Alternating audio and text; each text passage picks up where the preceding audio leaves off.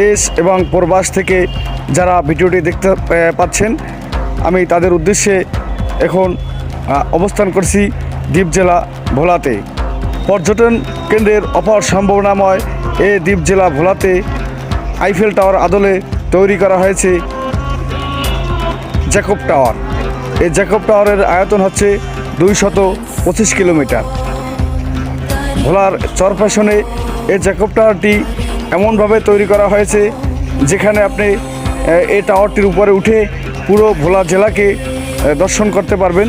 এবং এর পাশেই একটি নান্দনিক মসজিদ তৈরি করা হয়েছে, যে মসজিদে প্রতিদিন প্রতি ওয়াক্তে কয়েক হাজার মুসল্লিরা নামাজ একসাথে আদায় করতে পারবে।